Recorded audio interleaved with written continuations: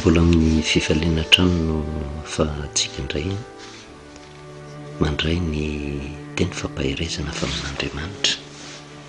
mialohan'ny zavatra rehetra dia hivavatsika. Jehovah-Andriamanitra iray eo dia misaotra mandrakariva izahay satria Andriamanitra tsy mba mandainga ianao fa Andriamanitra mitaridalana anay eo amin'ny marina mba hanananay fiadanam-potanteraka ary hafantaranay tompony lalana tokony izoranay izay ianao no mpitaridalana mandrakariva araka ny teninao hoe ho andry rahona eo anoloha ary ho andry afo avy eo aoriana. Matokony teninao mandrakariva izay fa eo amin'ny lalatsarotra izay hitantananao anay dia hiady ho anay mandrakariva ianao ary mba hahay angina manoloana ny toe-javatra mitranga rehetra izay mba horena ny finoanay aminao, tsy hananay tahotra sy orooro manoloana ny fampitahorana nataon'ny fahavalo, indrindra ny fanaharatsy eny amin'ny rivotra amin'izao vanim-potoana izao. Dia arotsay ny fanahinao masina tompo mba melombelona ny fomba mampanahinay tsiraray avy manoloana ny famarinana ny teninao, dia mametraka eo am-pelam-tananao fiainan'ny sambatan'olona ny ankohonana, indrindra ny firenena izay mandalo toe-java-sarotra amin'izao vanim-potoana izao. Tenena indray Jehovah fa meno ny mpanomponao ny anaran'i Jesosy. Amen. Dia faly-miarabantsika amin'ny anaran'i Jesosy manompo ny fahasoavana sy ny fiadanan'ny tompo amintsika mandrakariva. Manohitra antsika ny fampahirezana ohatra ny fampianarana ny tole izy kanefa mampafantatra antsika ihany koa ny toky omena Andriamanitra atsika araka ny nambarantsika mandrakariva fa lalana miaraka amin'Andriamanitra dia lalatsarotra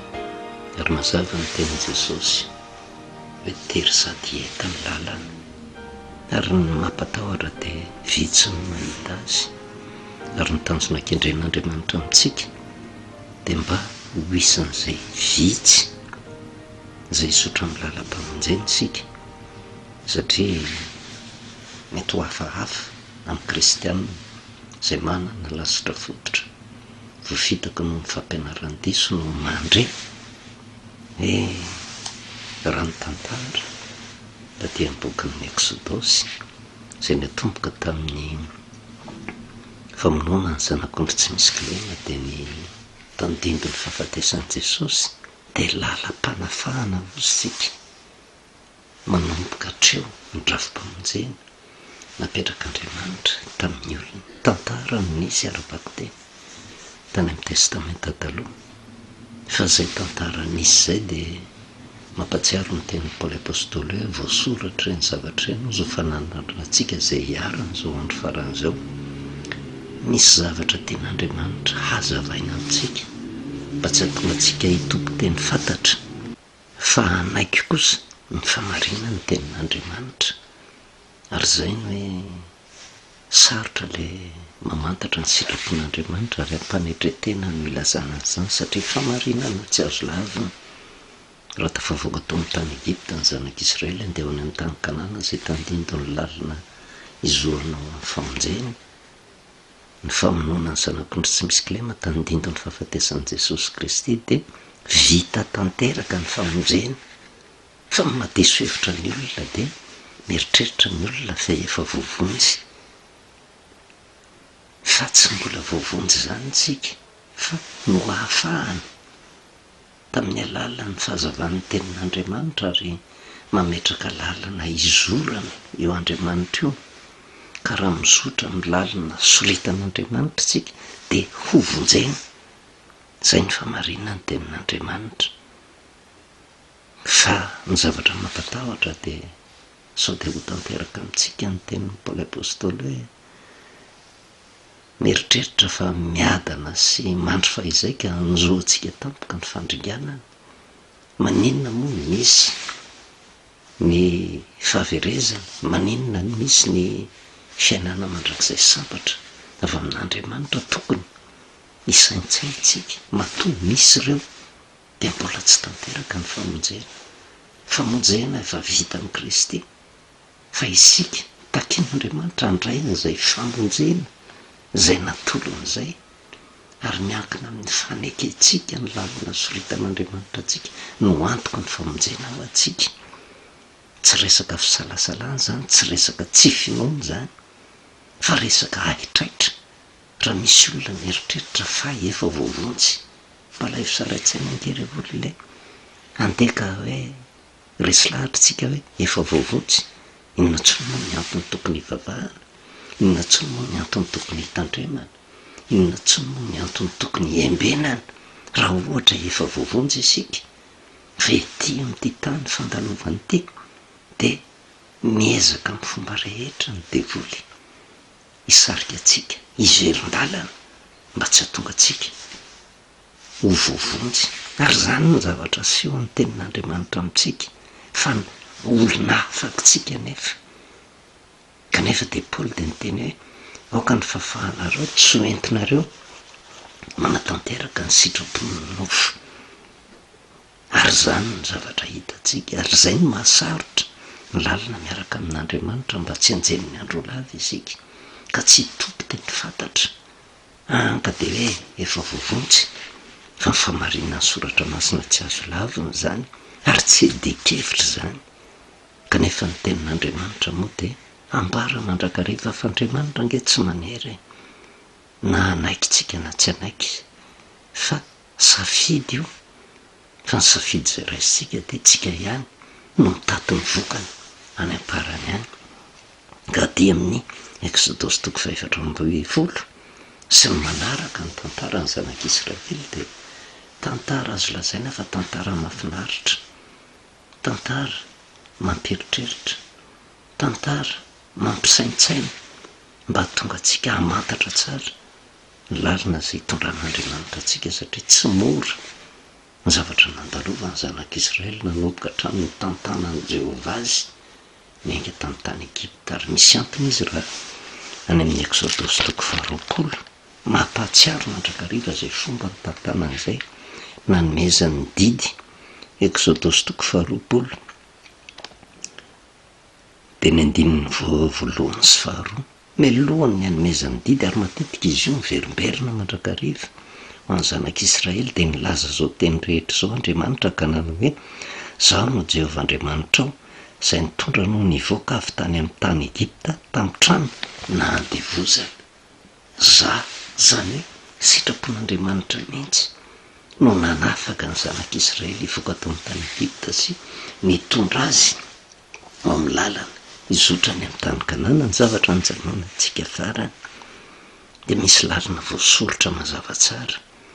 nalehan'ny zanak'Israely niainga tao amin'ny tany Egypta, ary hitatsika ny fanenjehana nataon'ny Egyptiana azy. Nandeha ny zanak'Israely ary raha tarafina lavitra hozy isika, satria tena ny lalina izay nitondrana ny zanak'Israely dia lalina voasorotra Andriamanitra mba handehanana ny zanak'Israely. Dia raha ny fijery ny Egyptiana sy ny zanak'Israely raha tarafina lavitra dia lalana tokana ihany no nizoran'izy ireo, le lalana nizoran'ny zanak'Israely ihany no naran'ny Egyptiana. Fa nyresantsika ny zanak'Israely dia nandeha araka ny sitrapon'Andriamanitra, fa ny Egyptiana na dia nizotra tamin'ilay lalina voasorotra Andriamanitra ary tsy nandeha araka ny sitrapon'Andriamanitra. Ary dia ny zavatra mahafinaritra dia le teny tokony men'Andriamanitra hoe Jehova hiado anareo fa ianareo kosa angina, tsy tokony atahotra.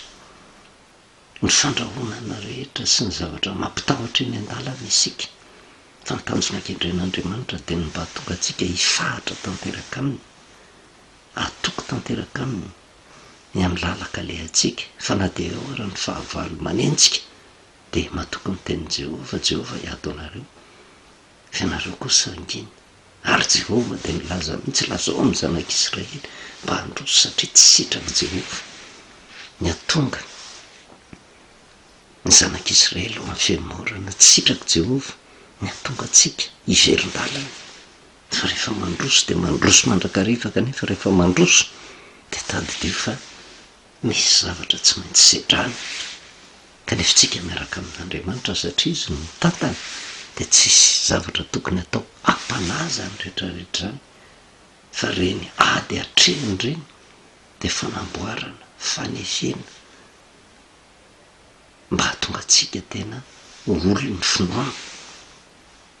hahatonga atsika tsy atahotra ny fanangolen'ny devoly satria manana an' Jesosy zay fa nanolotra miainy faty amonjy atsika zay mitondra fanafahana zay tsy maintsy mifara amin'ny famonjeny raha mizotra amin'ny lalina zay soritanytsika. Inona tokoa ny zavatra nitranga hitatsika tamin'ny farany de ny fiampitanany ranomasina mena zay anisany sakana lehibe ohatra ny tapitalakale ny zanak'Israely navelan'Andriamanitra ho tonga tamin'izay fahaverezakevitra zay mihitsy ny zanak'Israely ary fantatr'Andriamanitra nitoetra ny Israely amin'ny manofo azy izy no mitsokivy tokoa rehefa hoe nisy fahavalo manenjika de nefa tsy hitany intsony zay lalakale tsy maintsy tonga ao anatin'ny saina le hoe sao de tsy miaraka amintsika Andriamanitra aiza ny lalaka ivoahany fa mba hahatonga ny olona tena hifikitra tanteraka amin'Andriamanitra satria eo anatrehan'ny zavatra tsy ampozina, eo anatrehan'ny sakana tsy ahitana lalaka le intsony, eo anehoan'Andriamanitra ny heriny sy ny fahefany hoe afaka tena mamaha olana eo amin'ny zavatra tsy haitsika eritreretiny eo Andriamanitra io. Ary zay io ranomasina mena io fa ny fanekena ny teniny de mitondra fanafahana tanteraka mba afahatsika manana hery afahatsika manohy ny de sokatra ny ranomasina mena zay hitatsika tamin'ny farany. De inona ny zavatra nitranga ny mpita teo ny zanak'Israely zay hitatsika tany amin'ny Korintianina voalohany io no tandindon'ny batisa aty amin'ny testamenta taloha. Ny mpita teo ny zanak'Israely ary inona ny antony ny mpitana teo de fanadiovana famerenana am'laony ary nyresantsika tamin'ny farany de marika ny fahateraham-baovao indray, fahateraham-baovao. Kanefa hitatsika ihany koa fa na ny Egyptianina koa raha de lasa niditra tao anatin'ny ranomasina mena na iodika avitsika na iodika vanina ka tandindon'ny batisa daholo zany rehetrarehetra zany fa le toe-panahy nentina niditra tao anatin'ny ranomasina mena ny tsy nitovy. Ny zanak'Israely ho avaozina ho averina mamoloniny satria ny fiainany reto zanak'Israely reto de tena fiainany Egyptianina ka eo amin'io batisa io no andraisan'ny fanavaozana famerenana azy ho amoloniny mba hiverina olonay taranaka voafidy, lay olona nametrahan'Andriamanitra ny lalàny, lay olona taritin'Andriamanitra ho amin'ny lalam-pamonjena mba hiala amin'ny fomba fanao ny Egyptianina sy ny otan'ny Egyptianina ho tafaverina amin'ny laoniny tanteraka. Zay no programan'Andriamanitra tamin'ny zanak'Israely ary zay koa no programan'Andriamanitra amintsika kristianina mandalo amin'io batisa lalana tsy maintsy hizorany zany ary zay le fahateraham-baovao tandindon'ny famerenana ny olona ho amolonina ho tena kristianina ara-dalàna tena mahatakatra ny antony nahafatesan'i Jesosy Kristy zay tonga mba hamonjy atsika sy mametraka ny lalina tokony hizorantsika andraisantsika ny famonjena. De niditra tamin'io ny zanak'Israely ary ny programan'Andriamanitra de mba ho tafaverina ho amin'ny laoniny tanteraka fa ny Egyptianina kosa niditra tao amin'io batisa io de inona ny zavatra mitranga batisa ny fanenjehana ary zay nefa hitatsika taratra ihany koa eo am'laony ny fivavahana satria miala resy lahatra tanteraka tsika ny ankamaroan'ny fiangonana tsy mitovitra, tsy mitovy ny famarinana mentina manazava ny batisa satria ahorona amina fampianaram-piangonana le izy lasa batisan'ny fiangonana fa tsy batisan'i Jesosy, tsy batisan'ny soratra masina ka lasa mifanenjika raha vao resaka batisany resahana de tsy maintsy misy tsy fitovizakevitra, misy ny fifanenjehana ka raha vao misy zay zavatra zay tsy afa-miala an'izay mifitsika fa zay ny tantaran'ny soratra masina vao miditra ny batisa ianao de misy fifanoheranao, misy tsy fitovizakevitra ao, misy manana ny toe-panahy zanak'Israely manaiky ho avozin'Andriamanitra fa misy manana ny toe-panahy ny Egyptianina ihany koa tsy mitsatra fa ny anenjika fotsiny ny olona zay manaiky fitaritin'Andriamanitra ary nitanjona kendrena am'izany raha mandinika tsara tsika maninona misy ny tsy fitovizan-kevitra de misy tetikadiny devoly eo zay isitona atsika hiverin-dalana hiala amin'ny tena famarinana hiala amin'ny lalina voasoritr'Andriamanitra ary zay matetika amin'ny toe-javatra mitranga eo aneviny fitoriana ny filazantsara miala amin'le famarinany tenin'Andriamanitra le olona samy baiboly ray ihany no toriana fa saingy misy ny manazavan'izany araka ny tombontsoa ho an'ny tena araka ny fotom-pampianaran'ny mpiangonana zay tsy mifanaraka amin'ny soratra masina fa tsy manaiky tsony le famarinana tsy misy kilemambaran'ny Paoly apôstôly le tena marina ratsoratra masina anika na de Andriamanitra aza ny toriana de tsy mitovy ny hevitra tsy mitovy ny famarinana misy ny fifaminjehana eo anatrehan'izay ary ao amin'ny batiso no ahitantsika an'izany rehetrarehetra misy antony ange Andriamanitra mato mampatsiaro ny zanak'Israely tamin'izany vanim-potoana zany hoe zao ny Jehovah Andriamanitra reo zay mitantanareo amin'ny tanakavanako fa tanàna mahery sandrina intsitra nitondrako anareo mivoaka tao amin'ny tany Egipta ary miafina ambadika zay ny fitondrana azy ny vita ny ranomasina meny zany ho Jehovah Andriamanitra reo zay tena mitondra anareo ka tena natonga fanavozana ho anareo mba ho ateraky indray hiverina ho am'loha misy antony zay rehetrarehetra zay de nijerevantsika n'izay famarinany tenin'Andriamanitra zay natonga an'io lalana tsy maintsy nizorana io de inona ny zavatra nandrasan'Andriamanitra tamin'ny zanak'Israely satria hitatsika fa na de samy batesa ary reo ny zavatra nisy ny zanak'Israely de tafavoaka somatsara tao amin'ny ranomasina mena fa ny Egyptianina ringana tao fa rehefa tafavoaka ny zanak'Israely de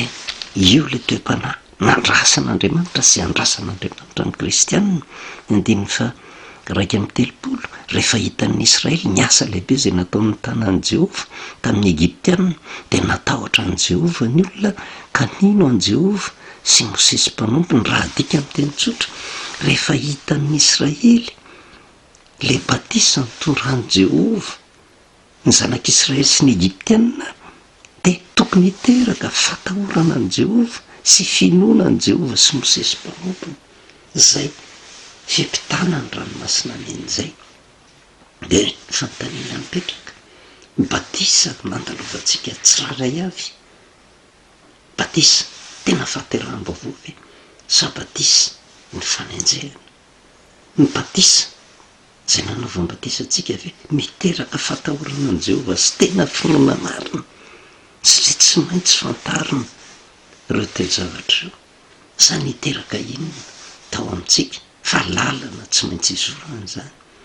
ary tena izorany rehetra araka ny resahantsika hoe io lalana tsy maintsy hidirana kanefa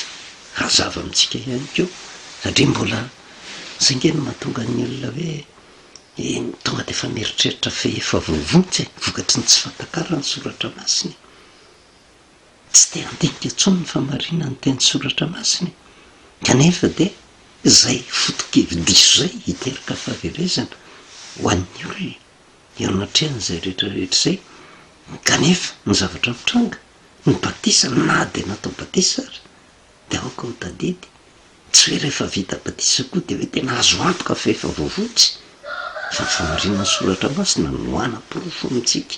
an'izany rehetrarehetra zany fa raha io araha ny lalina hoe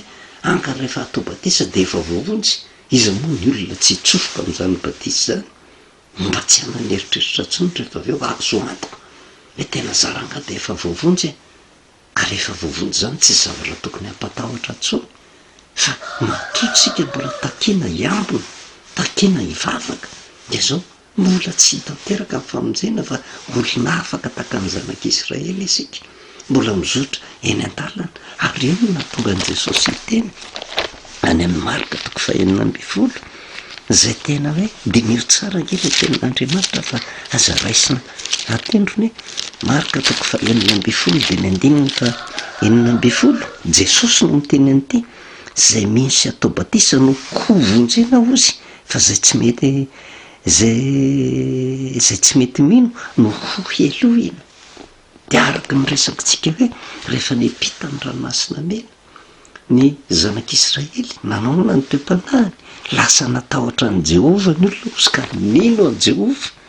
fa tsy fantatry ny olona na de ny famaritana ny finoana azy tsy fantatry ny olona zany fatahorana an Jehova zany fa Jesosy nefa eto de miteny hoe zay misy atao batisa no hovonjena. Jesosy tsy miteny hoe zay misy atao batisa de efa voavonjy fa hovan'ny olona zany ary zay le fitaka ataon'ny devoly ary mitanjona kendren'ny devoly de atonga fiamorana inona moa ny atao hoe fiamorana de tsy fanekena le lalana hitondran'Andriamanitra ny olona fa matetika raha adika ny zavatra ataon'ny olona am'izao vanim-potoana zao de hoe zay misy atao batisa de efa voavonjy ny dikany efa tonga sahady ao an-danitra izy kanefa mbola ety an-tany mbola mandalo ady mbola misedra fakam-panahy mbola tafalatsaka amin'ny ota mandrakariva eo anatrehan'izany rehetrarehetra zany vokatry ny tsy fantakaran'ny olona ny zava-miafina ao anatin'ny batisa ka zay fipitana ny ranomasina men'izay ozy tsika de marika ny fanavaozana na ny fanadiovana na ny fahateraham-baovao satria ny zanak'Israely teto de averina ho amin'ny laoniny satria very zay mataranaka voafidy azy zay tao amin'ny tany Egypta fa rehefa tena naiky ny sitrapon'Andriamanitra zay le Andriamanitra mpamindra fo mamerina ho amin'ny laoniny hoe ohatran'izao nge ny antony nanomezako anareo ny anarana Israely le Israely de mpitolona amin'Andriamanitra zany hoe mifandray mandrakariva amin'Andriamanitra manaiky ny sitrapon'Andriamanitra zay marina koa amin'ny maha-kristianina mpanaradia an Jesosy mba ho averina ho amin'ny laoniny ho tena kristianina tena mpanaradia an Jesosy Kristy de io le hitatsika tany amin'ny Korintiana batisa izy fa taty amin'ny Jaona toko 7 ny resahantsika ny Jaona toko 7 ny andininy fa 3 ka hatramin'ny andininy fa 7 tenin' Jesosy Kristy Jesosy namalika nanao tamin'io lazaiko aminao marina de marina tokoa raha tsy ateraka indray ny olona ozy de tsy mahazo mahita ny fanjakan'Andriamanitra ho Nikodemosy taminy ataon'ny olona hoana ozy no ateraka rehefa lehibe mo mahazo miditra any ekipindreniny ray fa izy ka ateraka Jesosy namaly hoe lazaiko aminao marina de marina tokoa raha misy olona tsy ateraka ny rano sy ny fanahy de tsy mahazo miditra amin'ny fanjakan'Andriamanitra izy zay ateraka ny nofo de nofo izy zay ateraka ny fanahy de fanahy batisa ny resahan'i Jesosy amin'ny fahaterahany io hoe nateraka ny rano sy ny fanahy ary Jaona mpanao batisa ara de ny teny mihitsy aty amin'ny Luka toko 3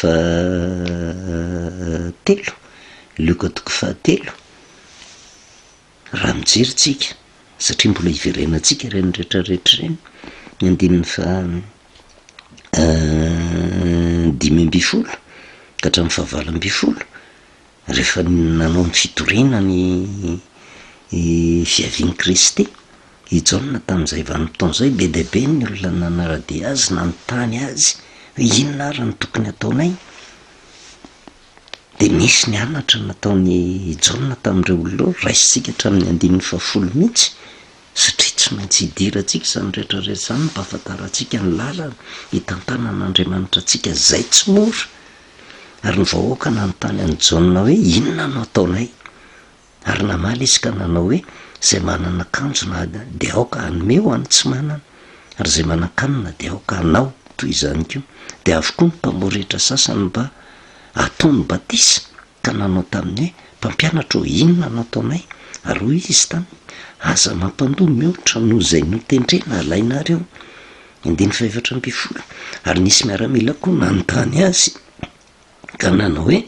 ary inona kosa mba ataonay de hoy izy aza mitoto foana amin'ny olona ary aza miampangalainga ary meniana am'karahamanareo zany tena fitsipimpiainana toromarika omenan'ny olona mba hiala amin'ny ratsy ataony sy verina tanteraka ho amin'ny famarina. Ny 5 raha mbola ny andro ny olona ka samy ny saina ny Jaona tampona na izy no Kristina tsy dia namaly Jaona ka nanao tamin'izy rehetra hoe zao manao batisanareo amin'ny rano fa avy izay mahery noho izao ka tsy mendrika hamahan'ny fehikapana azy aho, izy no anao batisanareo amin'ny fanahy masina sy ny afo eny an-tana ny fikorohana anadiovany tsara ny ao ampamilony ka nangonany ny vary ho any an-tsopony aho fa ny akofa sy ny mololo dorany amin'ny afo tsy azonoana ary fananarana maro avako no notoriany tamin'ny olona. Zano anao batisanareo amin'ny rano izy fa avy izay mahery noho izao tsy mendrika hamaniny amin'ny fehikapany aza izy no anao batisanareo amin'ny fanahy masina sy ny afo. Na dia ny fanazavana an'izany ko ara dia efa tena hafa be amin'izao vanim-potoana izao araka ny fahendren'ny olona araka ny fahaizan'olombelona no entina mamahava famarinany soratra masina ary io le tsy azo ny Nikodemosy mihitsy rehefa nambaran'i Jesosy Kristy ataon'ny olona hoana indray ozy moa mahazo no ateraka rehefa lehibe moa mahazo miditra any akibondreniny indray va izy ka ateraka. Jesosy namaly lazika aminao marina dia marina tokoa raha misy olona tsy ateraka ny rano sy ny fanahy tsy mahazo miditra ny fanjakan'Andriamanitra izy. Zay le ateraka ny rano sy ny fanahy zay no nambarany Jaona mpanao batisa hoe za manao batisanareo amin'ny rano fa zay ho avy manaraka nanao batisanareo amin'ny fanahy sy ny afo. Ary ireo zavatra anankiroa nefa tsy maintsy tanterahana atao batisan'ny rano sy atao batisan'ny fanahy fa tsy raha tsy vita an'izay tsy mahazo miditra amin'ny fanjakan'Andriamanitra. Ary zay le lalana tsy maintsy hidirana ho sika manatanteraka ny tenin'i Jesosy hoe zay mino sy atao batisa no hovonjena, tsy indrina tsara no hovonjena, ndikan'le hovonjena zavatra ho tanteraka amin'ny ho avy fa tsy amin'izao vanim-potoana izao fa io lalana tsy maintsy hidirana ka ny olona zay nivoaka tamin'ny batisa dia tokony olona tapa-kevitra tanteraka mihitsy fa mbola misy lalina miandry azy io izorany eo ka ny batisa dia fanovozan-kery ho entina manatanteraka indray ny lalana mbola apetrak'Andriamanitra ho arahany mba hazahoany famonjeny dia tahaka ny zanak'Israely ihany koa tafiditra tafapita ny ranomasina mena. Inona ny zavatra mitranga? Ny zavatra mitranga tsy mbola tonga tany amin'ny tany Kanany fa tsy mora ny zavatra niandry tamin'ny zanak'Israely ka raha ataontsika hoe batisa ny fiampitanan ranomasina mena ny zavatra voalohany hitantsika raha vao tafapita ny zanak'Israely ara-bako teny zany dia ireo tsy nisy ringana izy aloha vao tafavoaka ny ranomasina mena fa mbola tsy tonga ary hitantsika nytoyany fa batisa io fa niditra koa ny Egyptianina tao anatin'izay ranomasina mena zay. Fihinona ny zavatra mitranga? Batisa koa io fihinona ny vokany? Tonga dia ringana tao. Batisa tsy nitondra famonjena ho an'ny Egyptianina, batisa tsy nitondra fanafahana ho an'ny Egyptianina fa ho an'ny zanak'Israely dia batisa hitondra famonjena. Zany hoe mbola fanamafisana ny fanafahana nataon'Andriamanitra ho an'ny zanak'Israely mba ahafahany mizotra satria ny fivoahana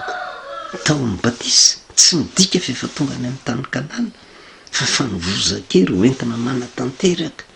ny lalam-pamonjena. Zany hoe mampiasa le fanafahana mba hizorana ho amin'ny lalam-pamonjena ahatanteraka amin'ny tenin'i Jesosy hoe zay mino sy atao batisa no hovonjena. Ka zany rehetrarehetra zany zany mila mandinika tsara ary zay no afatra ampitaina amintsika. Vanim-potoana tokony hitodiana ao anatin'ny soratra masina zao. Vanim-potoana tsy tokony handehanana araka ny lasitra fototra ny ainana zao. Vanim-potoana fiverenana ho amin'ny laoniny dia tahaka ny zanak'Israely ihany koa ho avaoziny indray, ho avaoziny indray, ho averina ho amin'ny mahazanak'Israely azy. Ka raha tsapantsika zany fampaherezana zany dia Andriamanitra te hamerina antsika ho amin'ny laoniny mba tena olona tena nateraka araka ny soratra masina fa tsy le aitraitra ivelany le fatokisa-tena be fahantany manantena fa efa vovonjy fa olona mahazo antoka tanteraka fa misy lalana soritan'Andriamanitra aminy tsy maintsy izorany ary tokony izotra amin'izay lalan'izay raha te hovonjena zay anisan'ny lalana napetrak'Andriamanitra dia ny batisa ary de io zay batisa zay tsy mora raha mijeritsika ny tantara ny soratra masina misy fanenjehanao raha mijery ny toe-javatra misy amin'izao fotoan'izao anke dia zavatra nitakan'izany nantalovana mandrakariva eo amin'ny fiainany dia azagako tsika raha misy ny fanenjehana amin'izao vanim-potoan'izao satria nitanjona ankendreny devoly dia natonga fiverenan-dalana natonga tsy fahaterahambaovao indray natonga ny olona hemotra mandrakariva dia dinio ny toe-javatra misy amin'izao vanim-potoan'izao na ara-baky teny na misetra ara-panahy ohatra miraviravin-tanan'izany ny olona manoloana ny fahavalo izay mitrangana ka lasa te hiverin-dalana izany na eo amin'ny firenena azy fa raha firenena matahotra an' Jehova mandroso mandrakariva kanefa tsy mandroso amin'ny herin'ny tenany fa eo ambanin'ny fitantanan'Andriamanitra mandrakariva satria ety zao tontolo zao ety aoka ho fantaritsika olona afakitsika ary mizotra ho amin'ny lalan'ny famonjena tsy mijanona ary raha mbola miaintsika dia tsy maintsy mandroso mandrakariva ary arakaraka ny androsotsika ny lalan'ny marina ozy ny lazainy teny soratra masina dia taka ny fipoakandro maraina me mazava mandra-pitaotaovona ny andro raha vao mandroso sika dia me mazava fa tsy misakana ny fahavalo tsy hanohitra zany fa raha miaraka amin'Andriamanitra sika dia marina volany teniny Jehova hiato anareo fianareo kosa mingina voninahitro n'Andriamanitra rirany vavakisika satranao Jehova Andriamanitra ray no ny teninao indray zay mampisokatra ny saina mampanahy manoloana ny fahadiso-kevitra amin'ny fandraisana ny teninao tanjona kendrenao dia mba tena mitonga olom-baovao avokoa izay rehetra dia mety izay asa mikerenao Jehova Andriamanitra ray ndresy lahatra nisy-mbatan'olona any amin'ny famarinany teninao satria misy ny fahaterahana fitaka amin'izao vanim-potoan'izao dareo lalana mandrakariva ho amin'ny marina ny olonao tampo mba tsy anjeny ny andro lavaka andray ny famarinany teninao ahatanterahany lalam-panafahana zay soritanao zay tsy maintsy mefara ny famonjena metraka eo tena tanàna menika ny firenena andaloaty sarotra meo hery mba androso mandrakariva ao anatin'ny fatahorananao ary sokafo ny masom-panahy ny olonao rehetra miaina eto amin'ity firenena ity mba hita ny famonjenao tompo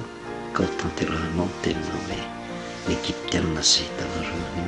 tsy ho hitana raha-tsony mandrakizay dia misaotra indrindra ray ny anaran'i Jesosy amen. Manovelomantsika amin'ny anaran'i Jesosy manonona ny fahasoavana sy ny fiadanan'ny tompo amintsika mandrakariva.